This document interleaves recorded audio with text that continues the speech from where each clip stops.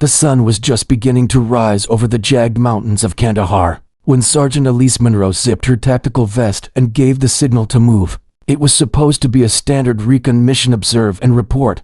No firefights, no surprises.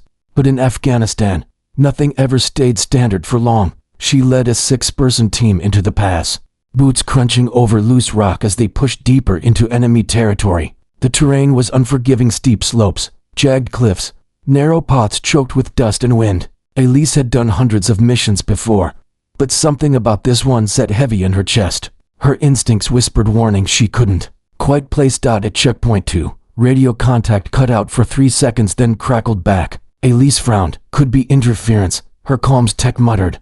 But Elise knew better. The air felt wrong. Still, orders were orders. They pressed forward. At checkpoint 4, all hell broke loose. Gunfire erupted from the cliffs above them. Automatic rounds ricocheted off rocks as the team dove for cover. Elise shouted for a fallback, but the enemy had them boxed in from 3 angles. Someone screamed. Private Keegan, hit in the leg. Blood soaked the sand. Elise dragged him behind a boulder and returned fire. She saw at least 3 insurgents with heavy weapons firing from high ground. Then came the explosion. A rocket-propelled grenade slammed into the ridge, blasting rock and dirt into the sky. Elise was thrown backward. Her vision blurred. Ears rang. The last thing she saw was 2 of her team scrambling toward the extraction point. Smoke behind them, and then black. When she awoke, the sun had dipped low. Her head throbbed. Her rifle was gone. No comms, no movement. Just silence and dust and the metallic taste of blood. Elise dragged herself into the shade of a crumbled ridge wall. She tried her radio dead. Her leg throbbed, but wasn't broken. The landscape around her was empty. No signs of her team. No signs of anyone at all. Hours passed. Then days. She survived on the last of her water, collected condensation in a torn MRE packet, and rationed her energy like a soldier trained to live through the unthinkable. She waited for extraction. None came. Not the first day, not the second. By day 5, Elise knew the truth. No one was coming. Back at the base, the reports were grim. 3 team members returned alive, wounded and in shock. 2 were recovered deceased. Elise's body was never found. The terrain was too dangerous. Surveillance drones were unreliable. After 14 days of search operations, the mission was officially ended. Her status: missing in action. The ceremony back home was quiet, full of grief and the painful uncertainty that came with no closure. Her mother, Susan Monroe, a retired Army nurse, refused to let the flag touch the ground. She clutched it with shaking hands and whispered, "My girl is still out there. I know it." Friends tried to comfort her. The military offered condolences, sometimes. One general had said, "We don't get to know what happened," but Susan didn't believe in sometimes. She believed in Elise. Meanwhile, in the dusty silence of the Kandahar mountains, Elise Monroe crawled into a crevice in the rock and began to draw a rough map in the dirt. She wasn't done. She hadn't survived just to die forgotten. She'd lost her rifle, her team, her country, but she still had her training, still had her mind. She would survive, not just to live, but for something more, because something inside her had clicked the moment the gunfire started. Something cold, steady, unshakable, the same thing that whispered to her now, "Get up, move, hide, watch, learn, fight." And so, while the world moved on, Elise Monroe disappeared not into death, but into the mountains. Where one day, they would hear from her again. The Afghan mountains were as unforgiving as the enemies Elise had once fought. The rocks were jagged, the nights freezing, and the silence always felt just one whisper away from danger. But it was in this silence that Elise Monroe learned how to live again, not as a soldier under orders, but as a ghost bound by purpose. Her first month alone in the mountains was a blur of survival. She moved by moonlight, scavenged food from abandoned outposts, and drank from streams that wound through the valleys like lifelines. She was cautious, always 3 steps ahead. Her training had taught her to adapt, but instincts kept her alive. She salvaged a rifle from the body of a fallen insurgent weeks after her disappearance. It was old, rusted, and not her standard issue M24, but she repaired it using parts from a destroyed supply truck she'd found half buried in a ravine. When she fired her first shot at a goat from 400 yards and hit it clean between the eyes, Elise knew she hadn't lost her edge, she had sharpened it. Months turned into seasons. Elise never tried to contact the U.S. forces. At first, it was because she couldn't. But as time passed, she realized something deeper. She no longer trusted that returning would mean safety. Too much time had passed. Too many things had changed. She moved village to village, sometimes disguised under scarves and loose robes. She never stayed longer than a night. The locals didn't ask questions when she handed them a sack of rice or a freshly cleaned rabbit in exchange for shelter.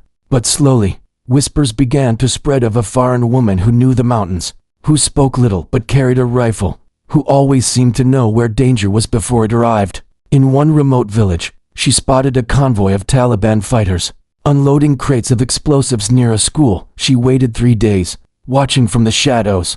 On the third night, she found her shot one clean line of sight through the second-story window of a collapsed mosque. The leader stepped out for a smoke. One shot, clean kill. The others fled into the dark, abandoning the crates, and so began the legend. They called her Banafsha, after the violet flower that grew only in the harshest highlands, beautiful, rare, deadly if consumed every few months. Another story would reach the ears of U.S. intelligence officers. A warlord shot dead with a bullet no one heard. A compound emptied before a raid. Satellite imagery would sometimes capture blurred figures moving through mountains at night, but always alone, always slipping away like smoke. Analysts wrote her off as a myth, a ghost story invented by desperate locals. Others weren't so sure. One DIA operative wrote in a private memo, "Either we're being helped by the most disciplined insurgent defector in history or someone we left behind. Just never stopped fighting." Back home, Susan Monroe read every story she could find about unsolved sniper kills in the Middle East. She kept a wall of clippings and satellite photos in her guest bedroom, marked with pins and red string. The Pentagon never confirmed or denied her daughter's fate, but Susan kept reading, waiting, hoping. On Elise's 10th birthday, she had taken apart her first toy rifle and rebuilt it before dinner. At 14, she had memorized every caliber of bullet in her father's old shooting range. At 18, she shot the wings off a soda can from 200 yards. There was no doubt in her mother's heart. If Elise had the slightest chance to survive, she would take it out in the mountains. Elise watched the world change from a distance. She saw new troops come and go. She saw drones pass overhead. She saw both sides grow weary. And yet, she stayed quietly doing what no one else could, or would, taking out threats before they became massacres, sending warnings in the form of silent bullets. She had become more than a soldier. She was now part of the landscape. The war didn't end for her, it simply evolved, and through it all, one thought remained steady in her mind: you're not done yet. By the time 2025 arrived, the U.S. military was no longer operating in Afghanistan with full visibility, but covert operations hadn't ceased. Intelligence had picked up chatter about a new insurgent leader gaining traction in the valleys. Once thought pacified, his name was Rafik Yar, a ghost like Elise, but one who commanded death in broad daylight. Ruthless, smart, and well-supplied, Yar had executed 3 ambushes on Allied convoys in just 6 weeks. A joint task force composed of U.S. Special Forces and NATO advisors was deployed for Operation Thunder Echo. Their goal was to quietly infiltrate a remote valley near Helmand, take Yar alive if possible, or neutralize him before his network expanded beyond the region. They dropped in, at night, 12 men, 2 interpreters, 1 drone circling overhead. Everything felt routine until it didn't at precisely 0430. Just as the team moved through a tight pass between 2 cliffs, the drone feed blinked to static. The communications officer tapped frantically at his console. "We've lost eyes," he whispered. Moments later, the mountains erupted, from above and both sides. Gunfire poured down like a thunderstorm of lead. Bright tracers lit up the rock faces. The team dove for cover behind jagged outcrops and broken terrain. Sergeant Kyle Danner, the team lead, shouted orders while bullets tore into the dirt inches from his face. They were surrounded, pinned down, by fire from multiple elevations. 2 soldiers were hit in the first minute. One screamed, clutching his side. The medics couldn't reach him. Ammunition was running low. Their exfil route had been compromised. It was a setup. Every detail of the mission had been anticipated. "I count at least 10 up High Ridge to the north," one sniper shouted over the chaos. And then, something strange happened. A moment of silence. The enemy leader Rafik Yar himself stepped forward, visible for just a breath of time on a rocky ledge. He raised his hand to signal his fighters. Crack. A single rifle shot tore through the morning air. The sound was sharper, more distinct than anything else around them. Yar collapsed like a sack of stones. Dead before he hit the ground. The enemy fighters froze. No commands came. confused and suddenly leaderless. Many of them scattered, others fled in blind panic, realizing the precision of the shot. Who the hell took that shot? Danner gasped, peering through his scope toward the distant ridge. He caught a glimpse, just a blur, a figure in sand-colored gear, crouched beside a jagged boulder, lowering a long rifle. It was too far to see clearly. Nearly 900 yards was that the private began to ask, but the figure was already gone, vanishing over the edge of the cliff, like smoke dissolving in wind. Danner ordered a sweep of the upper ridges once the area was secured. What they found was minimal but telling. A single flattened perch lined with pebbles for stability, a makeshift windscreen crafted from torn tent fabric, a shell casing, carefully placed, and beside it, tucked half under a rock, an old U.S. Army-issued canteen. On the bottom, etched faintly into the metal with a knife, were the letters, EMTHE team returned to base with a half-dozen questions and one silent truth. Someone had saved their lives that day. Someone who knew exactly when and where to shoot. Someone who hadn't missed a beat in 10 years. The casing was sent for analysis. The canteen was bagged and tagged. When the results came back, the analyst stared at the screen in disbelief. He ran it again. The fingerprint was partial, but the database flagged it immediately. Match, Sergeant Elise Monroe. Status, Mia. Deceased presumed, except she wasn't. Somewhere in the mountains, she was still watching, still fighting, and she had just ended an ambush with a single shot from 900 yards. Asterisk. When the fingerprint results landed on Colonel Mason Greer's desk, he didn't speak for a long time. He simply stared at the match notification. SKT, Elise Monroe, confirmed partial fingerprint, recovered from Helmand Province, alive. It had to be a glitch. A decade had passed. She was listed Mia and presumed dead after every recovery effort failed. No sightings, no transmissions, no clues, nothing until now. But it wasn't just the fingerprint. The shell casing found at the sniper's perch was a .300 Winchester Magnum, exactly the caliber Elise had trained with. The engraving on the canteen matched her field gear from a decade earlier. The date scratched beneath the initials, 9.07/15, 1 week after she vanished. Run it again, Greer told the analyst. They did. 3 more times. The result never changed. The Pentagon moved quickly, quietly. They didn't issue a statement or contact the media. This was delicate, classified. A task force was formed under a temporary codename, Echo Widow. Their goal, locate, verify, and if possible, extract Sergeant Elise Monroe, preferably alive. The CIA wanted to know if she'd turned rogue. Dia suspected she might have been captured, brainwashed, and reinserted. A few thought it could be an impersonator. But one man, Lieutenant Colonel David Monroe, her cousin, had only one question. Why didn't she come home? Within a week, satellite passes were rerouted. They began tracking heat signatures and high mountain passes between Helmand and Kandahar. Then, a breakthrough thermal images revealed a small, hidden structure carved into a cliff, roughly 9 by 9 feet. No power lines, no fires, but intermittent movement. The resolution wasn't perfect, but one image captured what looked like a long rifle laid across stones. Greer authorized a 4-man recon squad stealth approach.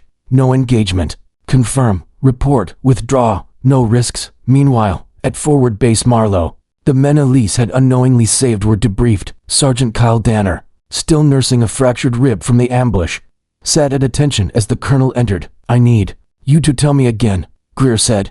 This shooter, you saw her. I saw someone, Danner said. Camo suited to the ridge, compact frame, moved like she belonged up there. You believe it was Elise Monroe? Danner paused, then nodded slowly. Sir, with all due respect, I don't believe. I know. I've seen her shoot, once, in training. She hit a moving target from 1,100 yards with wind interference.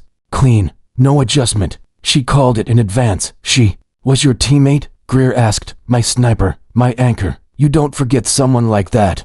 Across the ocean, in a small town in Montana, Susan Monroe got a call at 2:17 a.m. The line was brief. A soft-voiced colonel told her they had reason to believe Elise was alive. Susan's knees buckled, her breath caught. Say it again.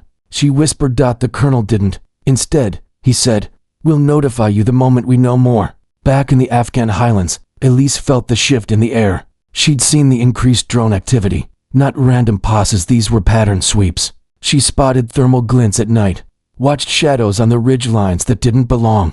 Someone was coming, and not just insurgents this time. She stood atop a ridge one night, watching the stars bleed across the sky, and asked herself a question she hadn't in years.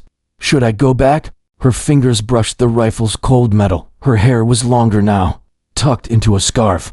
Her eyes sharper, her body leaner, tougher. But the question didn't fade. A sound behind her, barely a shuffle. She spun, rifle raised, heart in her throat. But it was nothing, just a rock settling in the cold, still. It confirmed what she already felt. The hunters were near. The mountains were no longer hers alone. And this time, they weren't going to leave empty-handed. The ridge loomed high and jagged like the spine of some ancient beast. Cold wind tore across the rocks as the four-man recovery team crawled upward. Their gear strapped tight, their movements rehearsed to near silence. It was the fourth night of reconnaissance, and finally they had found it, the sniper's nest. What they saw was more than surprising, it was unnerving. Tucked into a naturally formed cleft in the cliff was a camouflaged shelter, constructed from scavenged materials, tarp blended with rock. The walls were reinforced with salvaged Kevlar, netting, and old parachute cords. It wasn't random, it was deliberate, military, but improvised, efficient, tactical. Inside, they found ration packs, mostly US issue but some local, traded or stolen. A handmade water filter sat beside a row of sharpened tools. The cot was small, the space Spartan. No luxury, no comfort, just survival and preparation. And then movement, a rustle beyond the entrance. The point man raised his rifle, signaling a halt. Another sound, soft footsteps scraping against gravel. Shadows flickered across the wall, then stopped. She entered, slim, figure, wrapped in desert-worn cloth, a rifle slung across her back. She moved like a specter, eyes scanning every angle. But before she could vanish again, the lead soldier stepped forward, Sergeant Elise Monroe. He called quietly. She froze. Her rifle slid off her shoulder in an instant, brought halfway to position before her eyes met his and narrowed. "You're American," she said, voice hoarse from years of silence. "Yes, ma'am," he said. "We're not here to harm you." She didn't lower the rifle. "Prove it." He reached slowly into his vest and pulled out a patch, her old unit insignia. It had been sewn onto his kit by order, just in case. Elise's eyes locked onto it. "You came back," she whispered. The rifle wavered in her grip, and then slowly, almost reluctantly, lowered. Her hands trembled, not from fear, but from restraint. It had been so long since she had stood before anyone from her world, so long since anyone had spoken her name like it still belonged to her. The soldier stepped forward, slow and careful. "We've been looking for you," he said. "You're not Mia anymore." She laughed, dry, bitter. "I was never missing. I was right here the whole damn time." The team stood still, waiting. "I thought about leaving," she continued, "walking into a village, raising my hands. But I couldn't be sure. I didn't know if the war would come with me. I didn't know if I could go back." Her voice cracked at the end, the first sign of weight too long carried. "You can now," he said gently. "You don't have to fight alone anymore." Her knees bent slightly, the exhaustion finally cracking through. She leaned against the wall, breathing in shallow, uneven gasps. Her fingers still hovered near her weapon, but not in defense, more like instinct. "I haven't spoken to another American in 10 years, she said.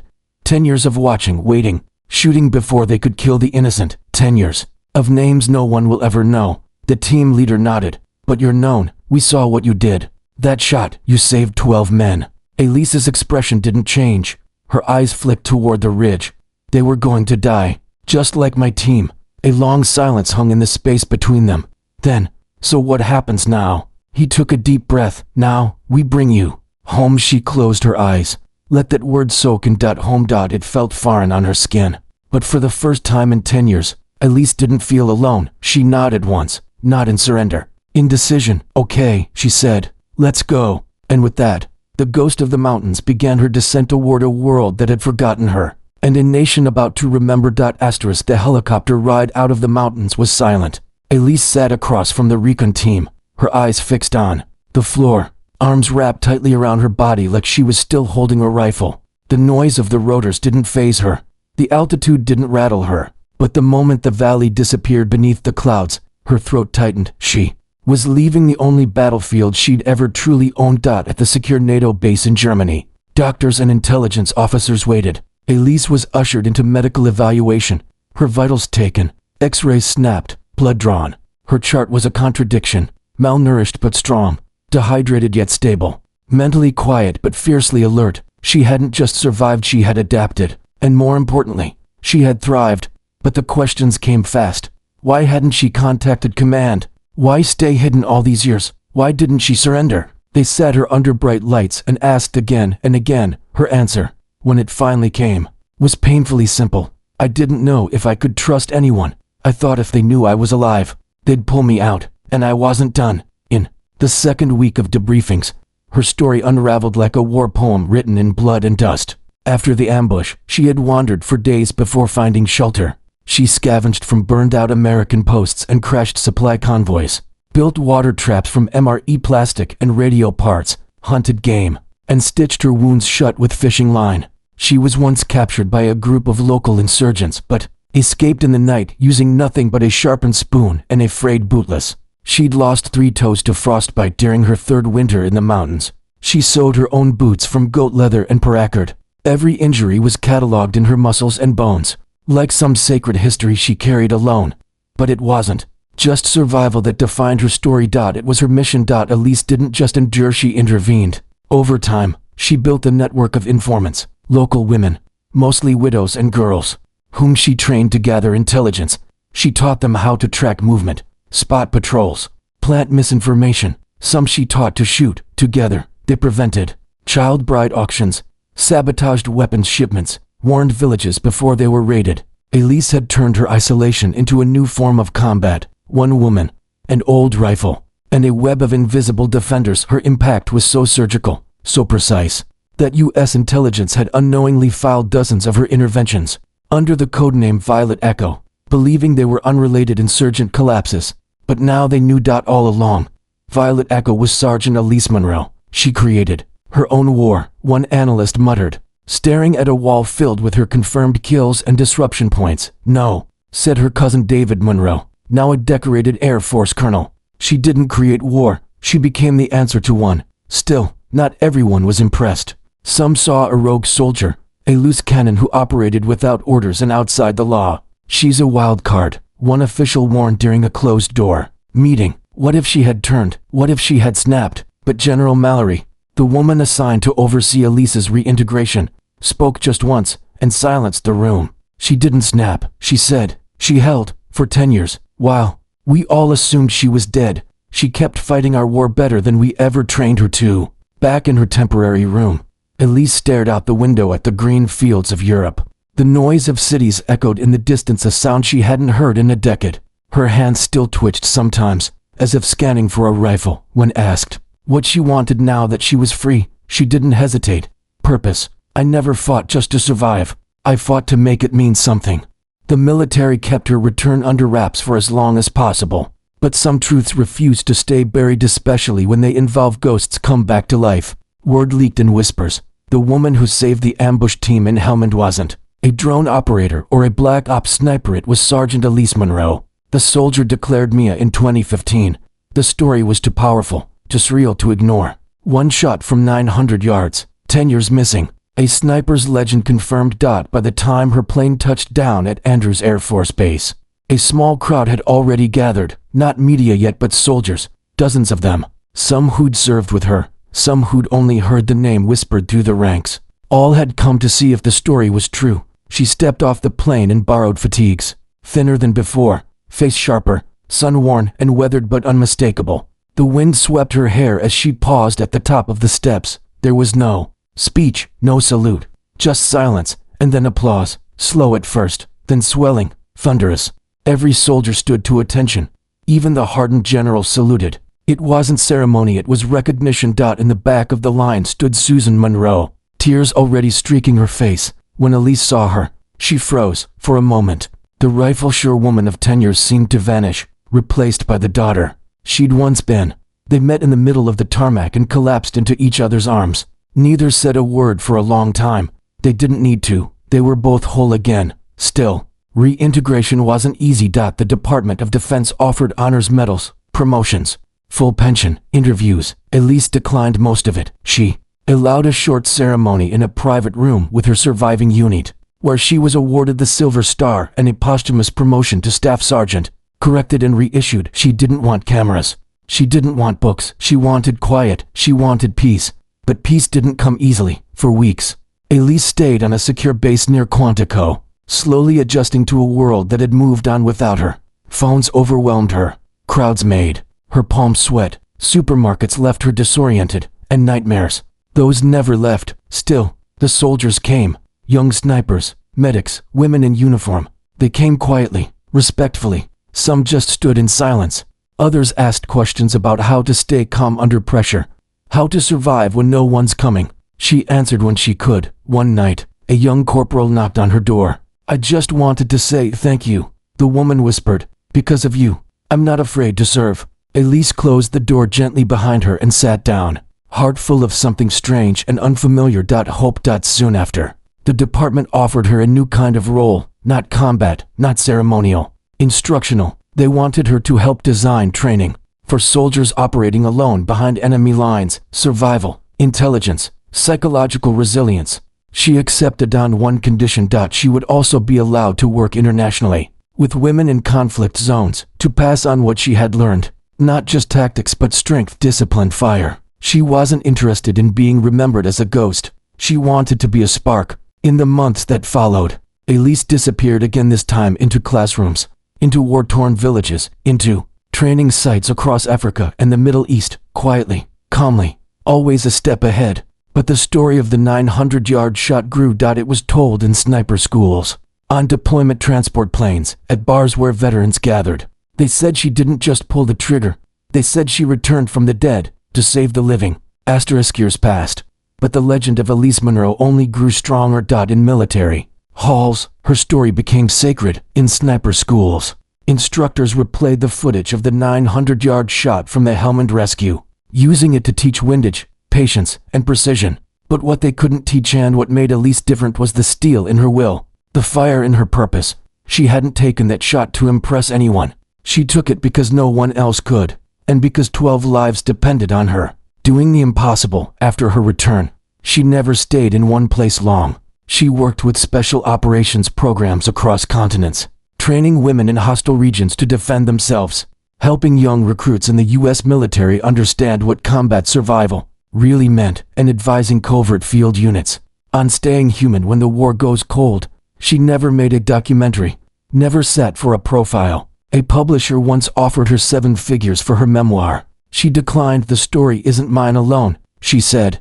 "Too many names that never made it home. Too many who didn't get the second chance I did." But behind the scenes, Elise was everywhere. Her survival strategies were adopted into official field manuals. Her improvised escape tactics became the new gold standard for resistance training.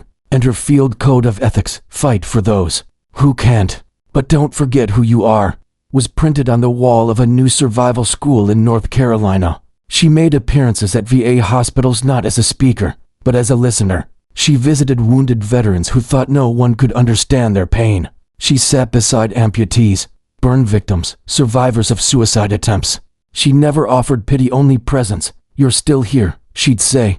"That means you're not done." One day, a teenage girl approached her after a low-profile training session in Ammon. She held up a crumpled photo of Elise, taken years earlier during her extraction from the mountains. "My brother said you saved him," the girl whispered, in broken English. "He was in that ambush. He said an angel pulled the trigger." Elise smiled gently. "I'm no angel, just someone who didn't give up." The Pentagon eventually awarded her the Distinguished Service Cross, the second highest military honor possible. The ceremony was televised, though Elise kept her speech short. "I didn't survive to be honored," she said. "I survived so others could." In the audience that day were all 12 soldiers she had saved, all alive because of one perfectly placed bullet. They stood and saluted her together. But perhaps her greatest impact wasn't in the awards or the books she never wrote. It was in the silence. In the dark quiet before a mission, young snipers would check their scopes and remember her name. In villages where no one spoke English, mothers still whispered about the violet-eyed warrior who protected them from the shadows. In training camps, instructors held up her story as proof of what one person could become when stripped of everything except duty. Back in Montana, Susan Monroe eventually turned her war room of clippings and photos into a memorial library for Mia families. She kept the canteen Elise had carved with her initials on a shelf next to her daughter's childhood medals. On Elise's last visit home, she placed a single bullet on the table, clean, unused, and polished. "I don't think I'll need this," Anymore, she said. Susan didn't ask where it came from. Instead, she said, "You don't have to fight anymore, Elise." Her daughter smiled, eyes older than her age, voice calm and certain. "I'll always fight," she replied. "But now I get to choose how." And with that, Elise Monroe walked back into the world not as a ghost, not as a myth, but as something rare, a soldier who came home, not just alive, but undefeated.